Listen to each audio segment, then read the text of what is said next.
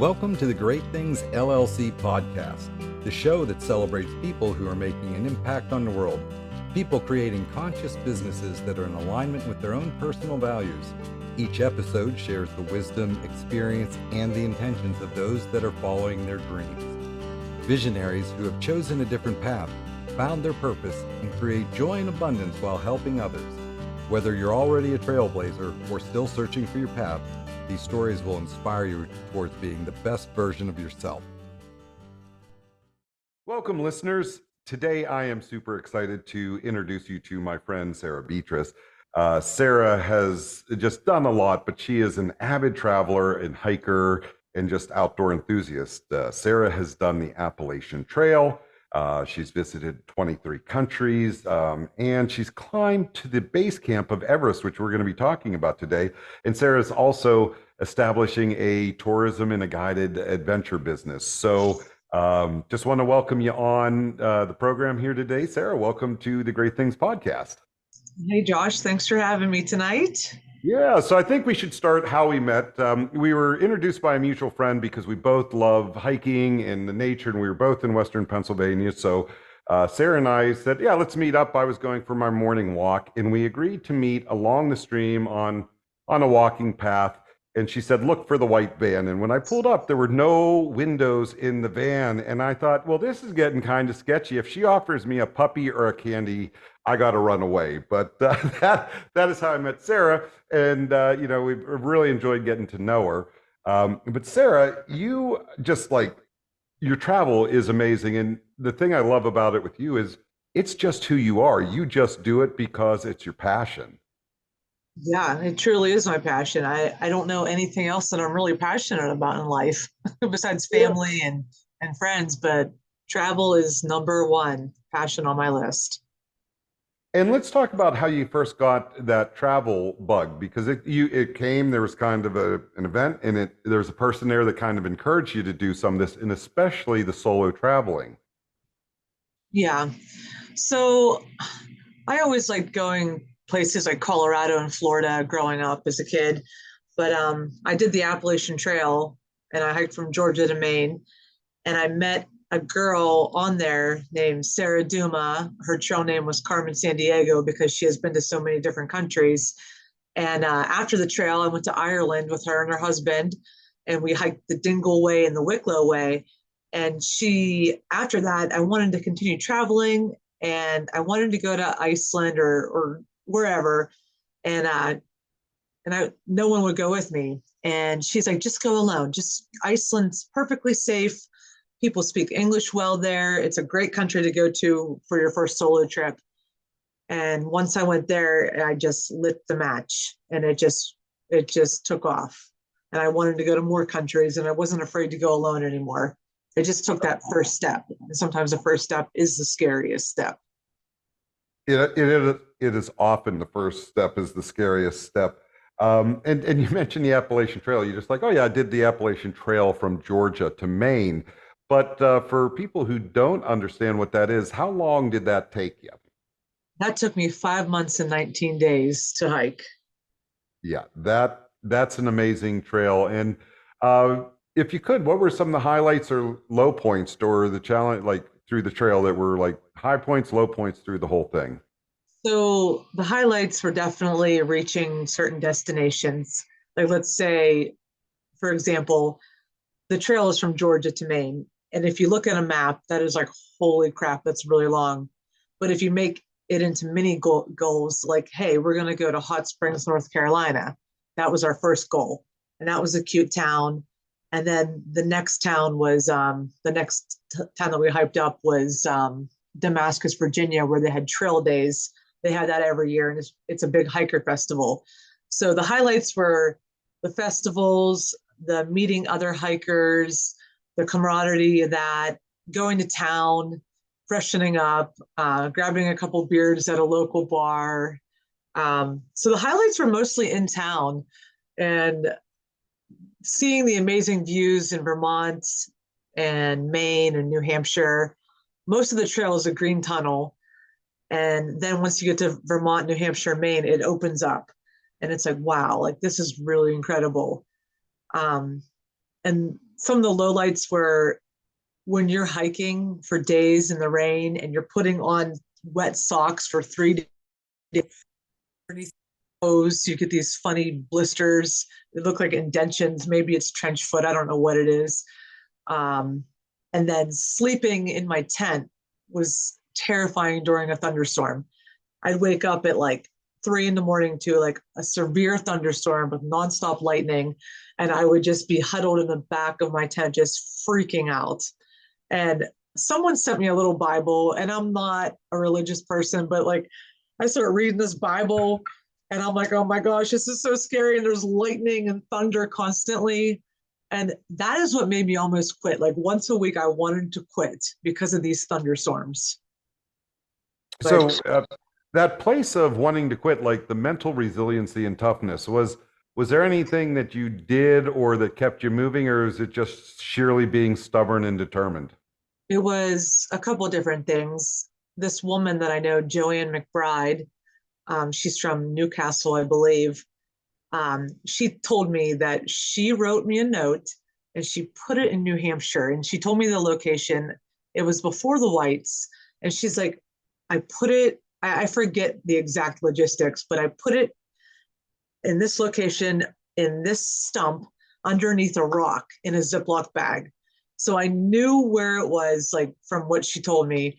And I'm looking around and then I see this stump once I got to New Hampshire. And then I moved the rock and there's a Ziploc bag and it said something like, Dear Sarah Beatrice, welcome to New Hampshire. Love Joanne McBride from New Brighton. I think she's from actually. I think it said that. Don't quote me on the locations, but that really kept me going because I'm like, I need to get this note that Joanne put there. And it was stubbornness. And it was also like, I have to see what she wrote and I'm not going to drive up there to get that. Well, that's an impressive and what a thoughtful gift of motivation for someone to do that. And she probably didn't even know how motivated that made me to get there, but it did. It really, truly did. Good. Well, congratulations on making that hike. That is truly one of the epic ones here in the country for sure. Yeah, Um, thank you. all right, so you've been all around. There's no question about that, and I'm sure we could spend hours on all the different countries and the trips to Ecuador and like all the different things. But the big trip that you've recently made and actually made the front page of the newspaper back home is your trip to Nepal. And one of the things that when we did this pre-interview that really surprised me is I thought going to Everest would be years of research and planning and expense, and you managed to do this not quite on a whim and a shoestring, but on a whim and a shoestring. So let's start with the genesis or the birth of the idea, how it came together, and how long was it from that place of it's an idea to your boots on the ground? So every year since my dad died, I take a trip for his birthday. He died in 2016. And when he was sick, I was actually in Ireland. And he wasn't like a world traveler, but he enjoyed going to Colorado, Vegas, Florida, some local places. He liked road trips, but he wasn't a big traveler. He was a businessman. And when he died, the first year he went away, I went to Bermuda. I mean, the first year that he died, I went to Bermuda that year for his birthday, and we were stuck in their world's largest hurricane. It was a category 4, and we were freaking out. But every single year on his birthday, we take a trip, and I was tossing around the idea with a friend of mine that went to Ecuador with me, and I said, "Hey, Ashley, let's go to Spain, Morocco, Greece, or Turkey." And she's like sending me ideas, and we're just going back and forth. And she's like, you know what, Nepal's really good to go to in October. So why don't we go there? And I'm like, yeah, let's go to base camp. And she's like, well, I wasn't really thinking that, but I don't know. And I'm like, well, if we're going to go to Nepal, we're going to hike to Everest Base Camp. And she's like, let me think about it. And then she's like, you know what, I'm on board. Let's just do it. So it was literally a whim. It was planned like 5 or 6 months ahead of time, and it wasn't a lifelong dream to go to Everest Base Camp. When dad was alive, I would joke around like, hey, dad, one day I'm going to go to Everest and die on the mountain. Like it was just like a sick joke. And he's like, Sarah, don't joke about stuff like that. I'm like, yeah, but what a cool way to die on a great adventure. And, I was just messing around with them. And then when it became reality, I'm like, oh man, like I really hope I don't die, like going to base camp, because I used to joke about that with him. Yeah, that would be an awful tragic foreshadowing that you've created for yourself. Yeah, I believe in manifestation. And I'm like, no. Oh my goodness. So now that the trip is, planned, any preparations for the trip, any physical conditioning, planning? What did you do to get ready for this hike? I literally ran up hills for months, all summer. There's a place called Rock Point Park, and I just ran up that hill. And I would go back down and I would run up it again. I would do it about 3 times, probably every other day. I would do it because I didn't want to burn myself out on that or get injured running. So I would do that about every other day, and I started eating healthy, and I really didn't prep too much for it. Um, just running, getting my lungs in shape. I asked a friend if I should use one of those masks that people use to train for oxygen. And he said, I wouldn't do that. I would just go take Diamox, run up hills, take your Diamox when you're there, because Diamox, it helps with altitude sickness. It's a diuretic and you're shedding water. So it helps shed the water that can go around your brain and cause the swelling. So there was little preparation really. Well, clearly you were prepared enough, or as much as you were going to be. Right. And then getting around the world, you did a layover. So just if you could share the flight plan and the stop that you had before you got to Kathmandu. So I bought my ticket from JFK to Kathmandu, and I had a stopover in Qatar, in Doha, Qatar. And they say that if you have a longer than an 8-hour layover, there's a tour you can take. And there's a 3-hour tour that you can take of the city of Doha. And people are like, oh, Sarah, there's a lot of stuff going on in Israel and the Middle East. You shouldn't go. And I'm like, I'm going to go. It's Qatar. Qatar's safe. Everything's fine there. And it was beautiful. It's all desert. And me thinking desert is a dry heat. I landed, I left the airport. I walk into this desert and it's humid. It's totally humid. And I'm like, what is this? And I guess since it's on the water, it's a humid heat. And in the summer, they don't really leave their houses and they try to find stuff to do indoors. But there's air conditioning on the streets. You're walking on the streets of Doha, Qatar. It looks like the movie scene of Aladdin. It's beautiful, elegant, and there's air conditioning vents coming out of the street on the ground. And I'm like, this is crazy. I'm like, this had to be $1 billion to air condition your streets outside. But it just Wild. was so neat. I just loved Qatar. I wish I had more time to spend there. We went through one of their markets. They have like a market with a labyrinth of rows and stores. But our tour guide's like, don't go through, just stay on the main street, because if you start going through the different labyrinths, she called them, she's like, you'll get lost, and we will leave here in 35 minutes with you or without you. And she said, we have before. Good warning. Very clear message on that one. Yeah. So let's fast forward. So after Qatar, you jump back on the plane, and all of a sudden you are in Nepal. You landed in Kathmandu. So this is kind of the start of your adventure, and love to hear just what is it like going up, landing, getting any permits, and just moving on up to base camp. So I landed and I got a taxi to my my hostel or Airbnb. No, it was a hostel, I believe. Yeah, I got it on Hostel World. So landed, got to my hostel, waited for my friend to arrive. We spent a few days in Kathmandu just acclimating to like the time zones, because we were 10 hours and 45 minutes ahead. So we wanted to just chill out for a few days. Some people will land and go straight to Lukla where you start the trail the next day. And I'm like, we need a few days to adjust. So we adjusted for a few days, and our hostel was so loud. We had a private room, but all night long you heard scooters beep, beep, beep, beep, beep, like 2, 3, 4 in the morning. It was nonstop. And we're like, we can't deal with this. Like, we went down to the front desk. We're going to have to leave. We can't deal with this noise. We cannot sleep, and we need to sleep. So he's like, well, how about we bring you to the hotel next door? So he takes us to this beautiful hotel called the Mustang Hotel and charges us only like $10 more a night a piece. And it was totally quiet. And then he booked us a flight. We paid him for the flights. So from Kathmandu to Lukla, it was like a $200 flight. And it's supposed to be a really tiny plane. And he messages us the next night and was like, so for an extra $30 a person, would you rather take a helicopter there? We're like, hell yeah, we'd rather a helicopter there. And that's what we wanted to do initially, but it was way more expensive than we thought it was going to be. So we settled on the airplane, but with an extra $30, we're like, let's do this.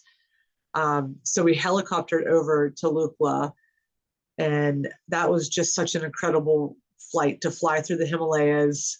And just, I love helicopters, everything about them, taking off, flying. It's a little bit bouncy. It's just, you're right there. You're right there in the mountains and you see everything. Yeah, I can't imagine that vantage point.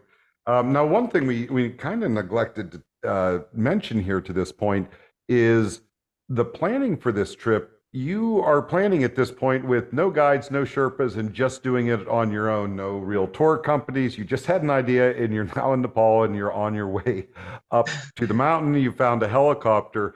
So just to set the stage, you didn't have support. This was all what you put together. Right. This is all what we put together. And my friend Carmen Sandiego, she has trekked in Nepal twice, and she's done Everest Base Camp and Gokyo Lake, that route, both taking you to the base camp. And she's like, she used her backpack. She didn't hire a guide. She didn't hire a Sherpa to carry her stuff. She's like, you got this. If you can do the Appalachian Trail, you could do this on your own. So we're hiking up to Namche Bazaar up this giant hill. And I'm like, what the hell was she talking about? I'm like, my bag is heavy. I can't breathe right walking up this hill. I'm never going to make it if I'm carrying my bag. I'm never going to make it. So we met this amazing man in Pak Ding, the village before, which is the first village we hiked to and stayed at. And his name is Tenzig Sherpa. And he's like, if you need any help, here's my number, please call me. And he was so pleasant. Like every time he'd talk to us, he just would laugh and just be so filled with joy. We just loved his vibes. And we're like, we don't have a lot of money to spend. We're on a budget. So he's like, I'll send you a porter to carry your bags for $12 a day total. So that's six for me and six for my friend per day. And we're like, what? We're like, is this for real? And he's like, yeah, yeah, yeah. He's like, this is for real. So for yeah, $12 a day, he carried our bags up to base camp, and we tipped him well because he deserved way more than that, because he acted as our guide in a way. He didn't speak much English, but he would say, breakfast, dinner, and he would hand us the menus and he would order for us, and he would run ahead and get us a room for the next night, because this trail is so packed that if you walk there on your own and take a long time like we did, then you're going to risk not getting a room and having to sleep on the dining room floor, which we did not want to do. So let's talk about that, because that was something that was interesting to me. I did not understand that there was actually accommodations along the way. So you mentioned tea houses, and that's where you stayed. What is a tea house, and how did that work out? A tea house is just basically the first one we walked into. I'll paint a picture of that. We walked in, it looks like a dining hall. There's tables everywhere. There's a wood burner, and it's actually a yak dung burner. They're drying out yak poop, and they're putting that in this stove, and that's how they're heating it. So you order your food in this dining hall. and it's really warm and cozy in there. And then there's hallways, and it takes you down to rooms. So there's private rooms or there's group rooms, but we had private rooms, me and my friend Ashley, and they have 2 beds in them. And some of them had a private bath, some of them didn't. And they weren't heated. Those weren't heated. The dining room was the only thing that was heated. And we'd have to sleep in our sleeping bags, and we would get our Nalgene water bottles and get boiling hot water from the kitchen, put those by our feet. And the beds came with comforters. So we would put the comforters over us. And once we got to a higher elevation, we would ask for more comforters because we were cold, and they would charge us like 500 rupees, which was just a few dollars US, to rent an extra comforter. But we ate like chow mein and rice and dal bats, and we just had all kinds of very local food, no meat, because they say anything past Namche Bazaar, the yaks are carrying the meat in and it could spoil. So we were strictly vegetarian on the hike. Okay. And did you feel, did that provide enough energy for you? Did you notice not having the protein as much? See, I had eggs every morning. So eggs were okay. So I had eggs and fried bread every morning. And this was almost like a fried dough without the sugar. It was so good. But I did have a lot of energy. I wish I had a little more snacks, like some more Cliff Bars, because I am a snacker and I am a foodie and I'm always wanting like something to munch on. So I wish I would have packed, but you can buy anything. Like there's candy bars and whatever. There's villages all along the way, and you can buy whatever you need, whether it's trekking poles, sleeping bags, it's all there. So interesting that there are resources along the way, and we're going to actually loop back to the resources that you do have at your disposal on the way down. But all right, now you're on the way. You've gotten your trek or your assistance with the porter. Tell me more about like the trip to base camp. Oh. So there's yaks coming down the mountain constantly. There's yaks, and when you see the yaks, everyone yells yak, and then they also have yak bells. So you hear these bells, and you have to hug the mountainside because these yaks will push you off the mountain because they're not moving. They have the right of way, and they have pushed people off, and they have killed people. So when you see the yaks, you're jumping on the side of the mountain. Sometimes it's scary, and they're so close, and you're like, freaking out a little bit. But they produce a lot of dust, and it made my nose run the whole time, which I thought. And by the time I got to Dingboche, I have a hard time pronouncing that. I was really sick, and I ended up going to the hospital and had like a full-on respiratory infection, bronchitis. I thought I had altitude sickness, but it was all kinds of sicknesses. And I guess a lot of people get sick on the way up there. But it's beautiful hiking in the Himalayas. It's just, I think I would have appreciated the beauty more if I felt better, but I was sick like from then on up, and maybe 9, 10 days of being sick. Yeah, it was the most miserable journey of my life. Most miserable. Yeah. So day 2, 3, how close are you getting to the base camp? How many days did it take you from when you started hiking to reach up to base camp? So it took 11 days to get to base camp.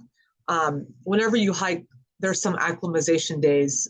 So the first day is Lukla to Pakding, and Lukla is actually higher than Pakding. So you want to hike high and sleep low. So every day that you hike, you want to sleep lower than what you hike. And for every 2,000 feet of elevation gain, you're supposed to spend 2 nights to acclimate. And even though you're not moving on that second day, you're supposed to hike high and sleep low. So we would hike high to different destinations and sleep low. So in Namche Bazaar, there was a Tenzing Sherpa statue. So we hiked up to see the Tenzing Sherpa statue, which was the first man to summit Everest. And then we hiked back down. We actually stayed 3 nights in Namche Bazaar instead of the 2 recommended, just because we had the time. We didn't have a guide. a lot of the groups had 20, 30 people. If you get sick, oh well, your hike's over. They're going to keep going. So in Namche Bazaar, I decided to get a tattoo at the world's highest tattoo place. And I got the yak skull because the yaks are so much a part of the journey. You see them everywhere. They're carrying goods up and down the mountain along with the Sherpas who carry the goods. I got Mount Everest and Almadablam and the prayer flags. I told the tattoo guy, his place is called Natty Tattoo. I told him, I said, hey, I'm like, this is what I want. I want the prayer flag, I want the Om symbol, and I want Mount Everest. And he designed it on his own and was like, do you like this? And I said, absolutely. And I actually found out about it from a local guy, this guy named Remy. He's from Zillionople. And I saw on his Instagram that he was doing Everest Base Camp. And I'm like, I messaged him, I'm like, are you doing Everest Base Camp right now? And he's like, we just got done with it. We're in town. So me and Ashley met him and his dad and his friends there. And his dad got these tattoos. And that's how I knew about the tattoo place.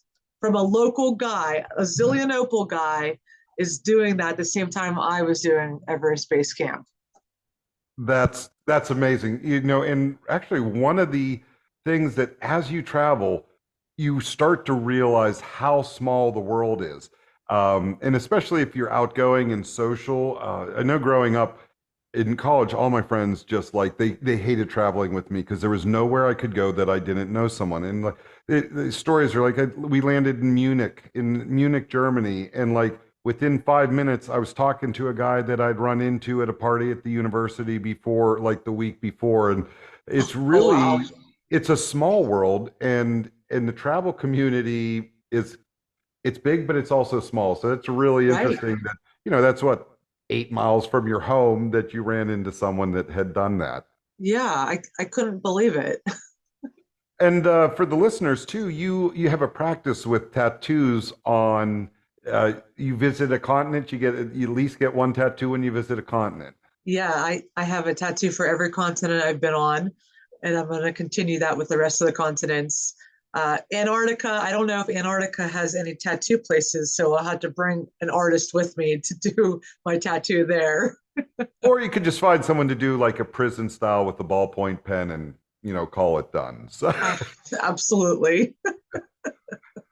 All right, so you got your rest, you got your tattoo, and I do have to say, getting a tattoo at that elevation just blew my mind because your body's probably already a little odd with the altitude, and then the endorphins got to throw you off a little bit as well. So you crammed all that in, and then kept going. So what's next after that place? So after Namche Bazaar is Tingbachi, and that's when I got really sick. I have a picture, and I'm just like, I look totally wiped out. And that is where the highest monastery in the world is. And I wanted to go to it so bad, but I did not feel good enough.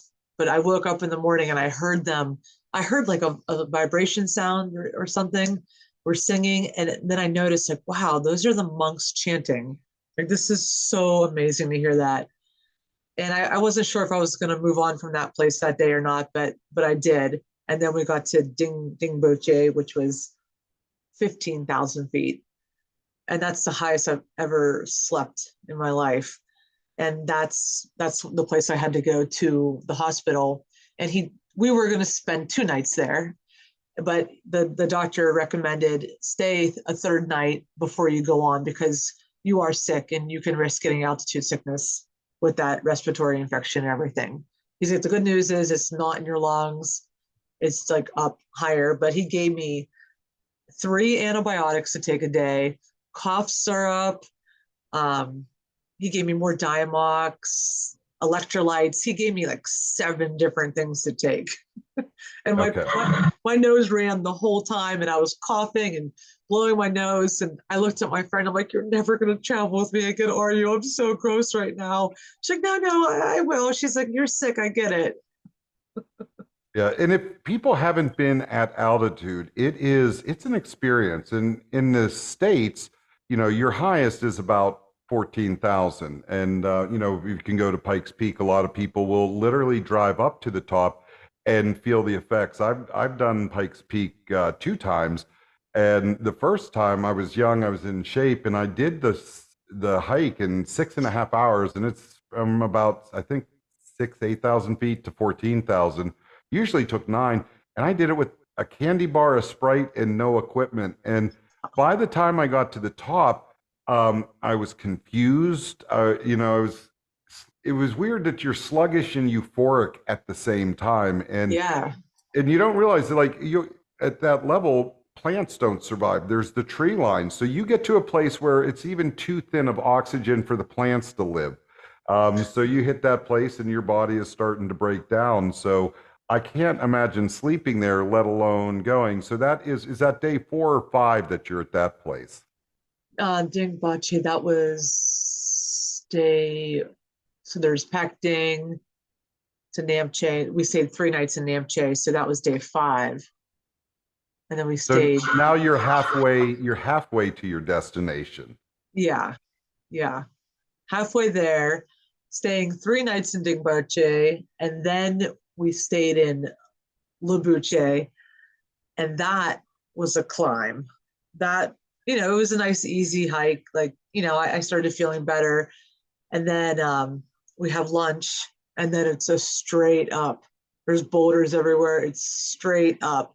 And I'm like, oh my God, this is a really high climb right here. And then you get up there, and there's prayer flags all over, and there's beautiful mountains, probably the most beautiful mountains I've ever seen in my life. And like the yaks are just walking by, and I had the most perfect picture ever of the yaks walking past this mountain and the peaks in the background. It looks fake almost. It's just so beautiful. And that's where I got the headache that never went away. I just had this terrible headache, and I'm sitting at Labuche, which is 16,200 feet, I believe. And I'm just sitting there, like, at the dining hall, like, holding my head, and I'm looking around. I'm like, why are these people staring at me? And then, like, being home, like, oh, they're staring at me probably because they thought, is that girl dying over there? And there's constant rescue helicopters. Every time you hear a helicopter take off, another one's landing. People are constantly getting rescued. No one tells you all this before you go, that there's tons of people getting rescued. A girl died in Gorak Shep, which is the final village. So we're at Labuche, and we get word that at Gorak Shep, a girl just died in her sleep of altitude sickness, and she was only 30. And that's at 16,900 feet. And she was fine. She went to sleep and didn't wake up. And that could happen. You could check your oxygen, and it could drop in the middle of the night. So I would wake up in the middle of the night, and I'd be like checking my oxygen with my oximeter. I'm like, okay, I'm 75. I'm good. So at altitude, 16,000 feet and beyond, 75 is good. Which, if you're here in the States, they would instantly rush you into the hospital. So interesting. All right, so let's take it up to base camp. What's that final push, that experience, and what you find up there? So from Labuche, a lot of people go to Gorak Shep, they have lunch, and then they continue hiking.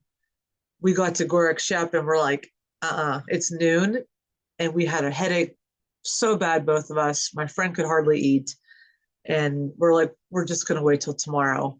Like, I wanted to, like, push on in case we were getting altitude sickness, and I think she did too, but we both agreed, like, there's no way. Like, we just feel like crap. We need to spend the night.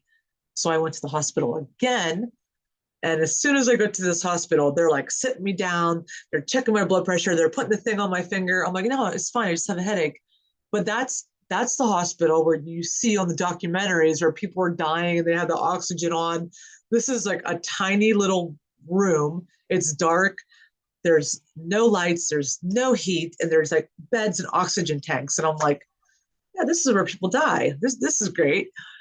So he's like, you're at 75, you're good. Just keep taking your antibiotics and cough stuff. You're good. You're good to hike to base camp tomorrow. So we go to sleep, we wake up, And since a lot of people do it around noon after they eat, we left at 6 a.m. So we had base camp to ourselves. There were people leaving, but so so let me backtrack. So we wake up, we have breakfast, we start our hike. It's a really hard hike. There's boulders everywhere. Sometimes you can't tell what's trail, what's boulder, which way to go. And it's not like a crazy high up hike. It's kind of like fluctuates. It's not a lot of elevation gain. It's you go from 16.9 to 17.6. And we round the corner and we go down and there's this big glacier lake and we hear the thunking of the ice going into the lake. And I just think that's one of the coolest sounds in the world. And then we round the corner there and we see the rock that says Everest Base Camp. And I'm like, and I just started like bawling. And I give my phone to my friend and I'm like, take a picture of me on this rock. And I just laid on the rock. And it's the same way I felt on the Appalachian Trail, where I just laid on there and was just like, ah, and I just bawled and just let it all out. Just a deep, deep cry. And it just felt really good to release all that. And then I hugged my friend and I said, that was so hard. And I'm crying, like hugging her. And then I had a few prayer flags, one for my dog that died a couple months before I went on my hike, one for my dad for his birthday, and one for me. I just wanted to leave the past behind, start a new chapter. So I hung up 3 meaningful prayer flags. And I brought some of my dog Bailey's hair up to base camp and I sprinkled some of her hair and I said, run free with the dogs of the mountain, Bailey. And it was emotional. And then I had a prayer, I had a rosary that this woman named Padu gave me. She's an Italian lady from Elwood, one of my dad's friends. And she's like, carry this with you. This will help get you to base camp. And I have a picture of that, and like everyone loves that picture. And she was so happy that I kept those rosaries and carried them the whole way. And now she's like, you better keep those in your car and everywhere you go. And I'm like, I will. Well, what an emotional thing like that, when you're on those big treks or those destinations to actually get there, the ecstasy, the pain, like all of it come flooding out at once. That just, I can picture it, but I can't sense what that would actually feel like for you. That's amazing. It's amazing. And I feel like I'm on this journey in life where I'm chasing that high. And I've only felt that twice in my life, the Appalachian Trail and Everest. And I'm like, now what? Yeah, well, so we may have to talk about like resetting or reevaluating some of these objectives, because there's a lot of extremes out there. But it is when you challenge yourself and you push yourself past your limits. But actually, not pushing yourself past your limits, I think better speaking, because we talked about this earlier, it's pushing yourself to your limits, but clearly knowing your limits because you had that sense and awareness, so you did check in on the way up. You did get assistance with the porter, and you're going to need that on the trail down. So let's talk a little bit about how it heads down and how that you were monitoring yourself and knowing your limits to keep yourself safe in this process as well. Yes, so safety definitely came from, we had our oximeters on us. We would check our oxygen levels. We would check in with like other guides that spoke English that we met there. Hey, do you think we're okay? Like, they're like, what's your oxygen? So we would ask people around us. But on the way down, my friend, she got pretty sick. She couldn't eat. She was really nauseous. So after base camp, she rented a horse. So this horse is walking over these giant boulders and she's like, whoa. And I'm like, I don't care how sick I was. I'm not getting on a horse. I'm afraid of horses anyways, like riding them. But she was riding this horse on the way down and like, there's no like handle. There's just like a little tiny, like ball looking thing. I don't know what you call it. A horn on the saddle. Yeah. So she's going down with just that. And she made it to the town of, what town was it? Periche. She took a horse to Periche and I hiked down. And I'm like going real fast and thinking I got this. Like, we're going down, everything's great. That night I got really sick to my stomach. I was up all night, kept going to the bathroom. Then in the morning, I felt like she did the next day. I had my oatmeal. I'm like, I can't eat it. Or the day before she felt sick. I got my oatmeal. I said, I can't do it. I can't do it. And she's like, you can't eat. I said, I cannot eat. I can't do it. I took a little bite of oatmeal. I was so nauseous. I couldn't do it. So we had to hike 10 hours that day. I had no food and no water for 10 hours. I was totally nauseous. Every time I'd hike uphill, I thought I was going to throw up. And there was a lot of ups and downs. And then every time I would drink my water, I had indigestion so bad, it just burned. And that's all from altitude. And I'm like, I can't eat. I can't drink. I have indigestion. I'm telling Gopal, our porter, I'm like, I need something for indigestion. And he's like, medicine? I'm like, yes. And he's telling me to take my cough syrup and this and that. I'm like, no, indigestion. He's like, oh, and he gives me a lozenge because he's not understanding that I have heartburn and indigestion. And so then when we hiked all the way to Namche Bazaar, which took us 10 hours, and we're like, he kept telling us an hour and a half, an hour would go by, an hour 20. I said, Gopal, how much further? An hour and a half. It was always an hour and a half. And we kept rounding the bend, thinking Namche Bazaar was going to be right there, but it wasn't. It took us forever. And I bought some like anti-acid and anti-nauseous medicine. I took it. I drank a lot of water. And my friend's knee was so swollen that whole time too. She was limping the whole way. And in the morning, she's like, Sarah, she's like, we got a helicopter out of here. She's like, my knee is so bad. And I'm like, I agreed. I was like, yeah, I said, I can't eat or drink. And I had like a hard boiled egg that night. And in the morning, I could hardly eat either. And I'm like, there's pushing your limits and there's knowing your limits. And that was knowing my limits. I'm like, okay, so now I risk dehydration too, on top of whatever else this is, altitude sickness, whatever. So it was a smart idea, but it cost $1,800 to fly out. That 30-minute helicopter ride from Namche to Kathmandu was an $1,800 helicopter ride. And interesting that, so it's really fascinating.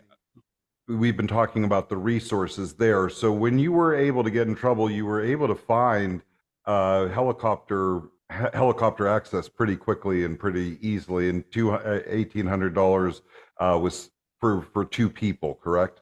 Yeah. So where did that helicopter you back down to? Was that to the starting point?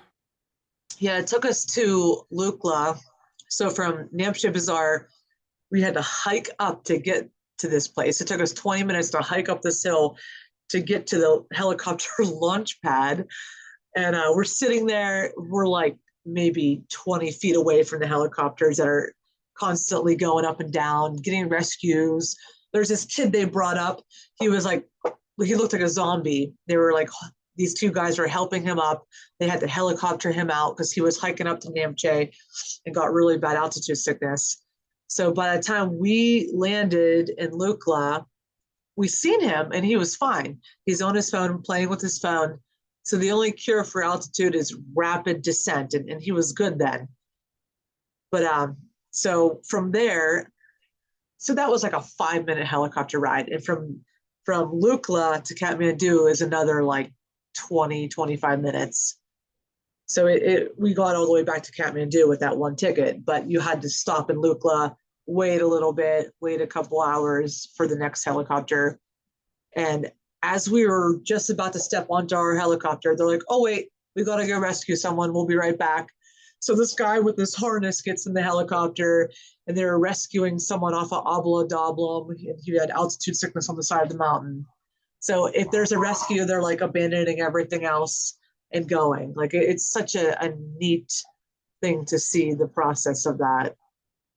Like how, and I appreciated that they're just going to drop everything to rescue someone too. Yeah. And getting down to Kathmandu, then you said that rapid elevation change. Did your your sense of feeling better come back as soon as you got down a little bit lower? What was the feeling like when you landed? Yeah, like the lower I got, the better I felt. Like even in Namche, I did feel a little bit better. Like I was able to eat that one egg and I did feel a little bit better. But the lower down I got, I felt better and better. Like at Lukla, Kathmandu, I felt great. I still had the runny nose. Like that took, I swear I had that for like 2 weeks, maybe even longer. I didn't think your nose could produce that much snot. Like it was so gross. But So I you did. weren't out there doing the Insta. Wait, I don't know what's going on with my mic. So you weren't out there doing the Instagram models. There was not a lot of selfies on this trip. It was about the hike. It was about the hike, and I have some selfies that look pretty bad. I have the one picture of me like on a bridge, like looking real happy on one of the suspension bridges. I'm like, yay, hiking. And the next picture, I look like a corpse. I literally look like a corpse. I look that bad. My nose is all crusty, my hair. We hadn't showered in days. There's no hot water. Oh, well, it's an amazing story, and you're in Kathmandu, and you extended the trip from there, didn't you? You went on to one more place before returning home. Yeah, the idea was let's just keep jumping around that side of the world because we're there. Um, but I wasn't feeling it. And there was a safari. So we took a bus that took forever. It took us like 9 hours around all these tight turns, and it just was a nightmare of a bus ride. But we took a bus to the jungle, and we took a safari where we saw rhinoceroses and elephants, and we hoped to see a tiger, but we didn't see any tigers. We saw crocodiles, and it was pretty neat to see how people lived in the jungle. Um, it was sad to see the elephant breeding center because they do keep the elephants locked up, and that just broke my heart to see that.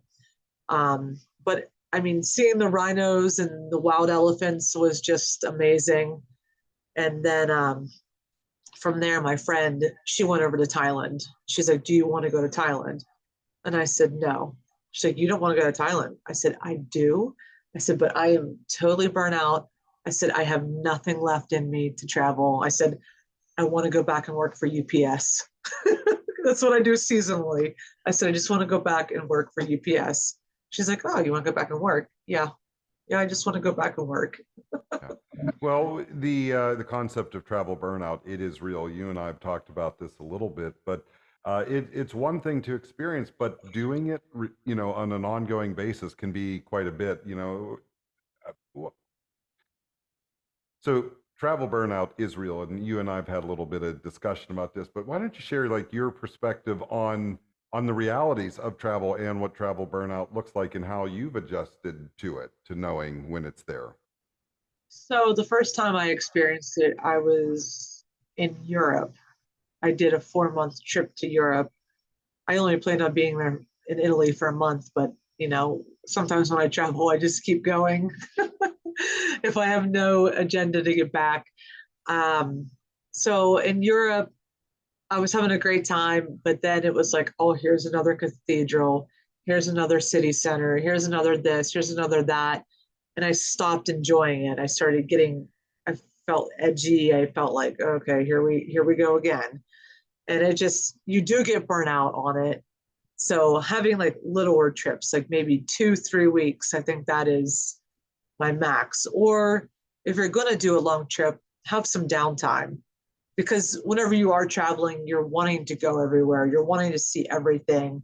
So if you're going to do an extended trip, I would definitely recommend like, hey, take like a week off and just stay to yourself and don't have to see everything and don't have to do everything.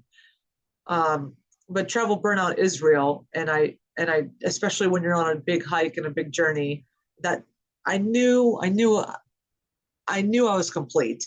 When I made it to base camp, I knew this is what I came to see, and now I want to go home. So knowing your goals and knowing what you want to see is important, and not pushing it, because if you keep pushing it, I don't think I would have enjoyed Thailand if I would have went. And I want to go to Thailand when I enjoy it, not when I'm burnt out and just like scraping money. Right. Right, and that's a good segue because we've talked you through this amazing adventure that you put together on your own, unguided, and including a an emergency helicopter evac. People really sometimes don't understand that travel does not have to be expensive. So in this case, like your whole trip, the flight across and back and everything, what would you estimate that this trip would have been about as far as just US dollars? Probably a little under 3,000.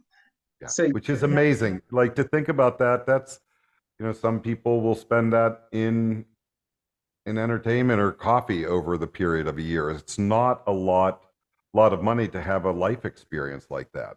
no, it's not. And I put a lot of stuff on my credit card, and I think I paid off $2,600, but I think I spent a little bit more than that. So it was definitely under 3,000. So So it, and you can do it. People say like, oh my God, like, how do you afford all this? You must be a multimillionaire, blah, blah, blah. I'm like, listen, I know how to travel cheap. I find the deals. Sometimes I'll do reverse travel. I'll look online. Oh, here's a cheap ticket to Turkey. I guess that's where I'm going. Like, I won't have an actual destination. I'll look at the cheap flights and be like, all right, let's do this. mhm. And there's a place when traveling, you can call it cheap or frugal or inexpensively. You can avoid the big major tourist centers. That's where it's costly if you know in the standard hotels.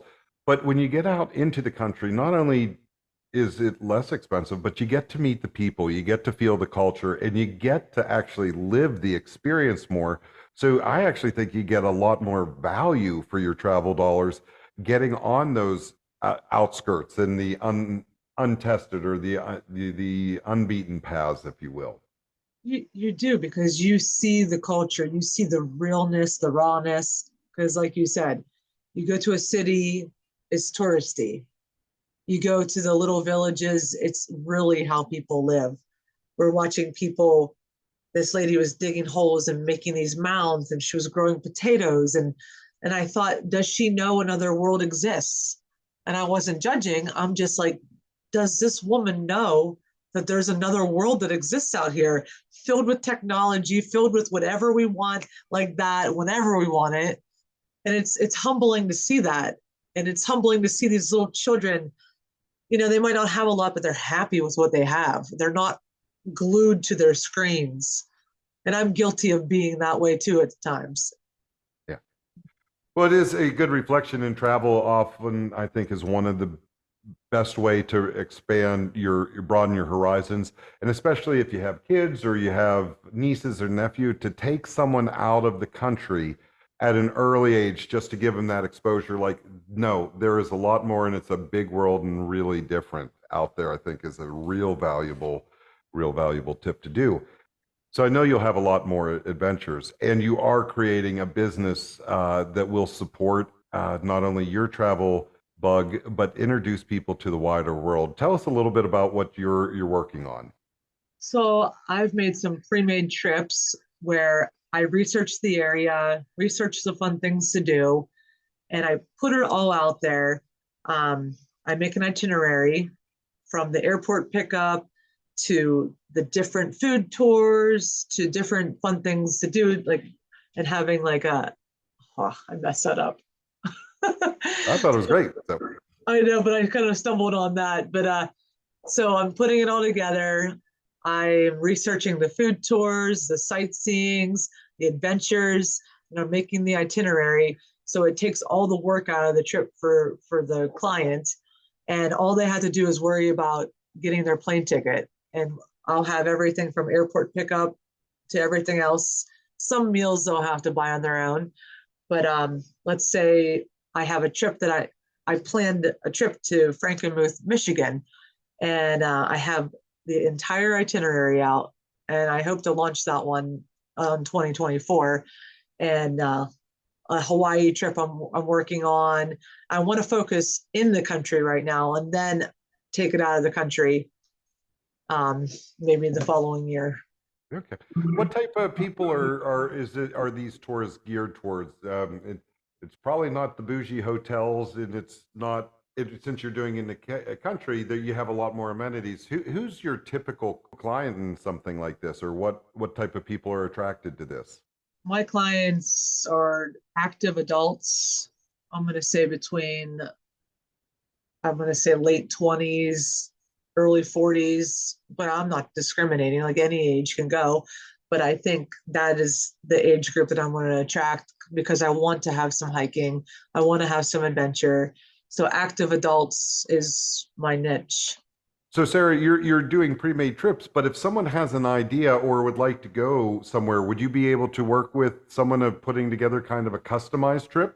Yeah, I would absolutely put together customized trips. I love researching trips. I love planning travel, and I would love to plan a trip for anybody. If they came up to me and said, "Hey, will you plan this trip for me?"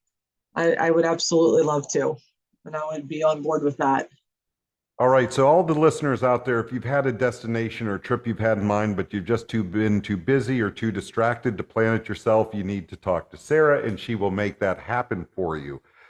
So, Sarah, thanks again for sharing your story. It is an amazing story. Great to hear it, great to share it, and I wish you all the best on your future adventures. Awesome. Thank you so much, Josh. It was fun being on here. I hope you've enjoyed this episode of the Great Things LLC podcast. If you did, be sure to share the link with this episode with your friends, and share it to your social media with your biggest takeaway, tagging me at Great Things LLC. Make sure to subscribe so you never miss an episode. There's so much more to come. You can support me by leaving a rating and a review of the show, and that will help others to find their purpose, dream, collaborate, and create their own success story. Until next time, this is Josh Meter, your host, signing off.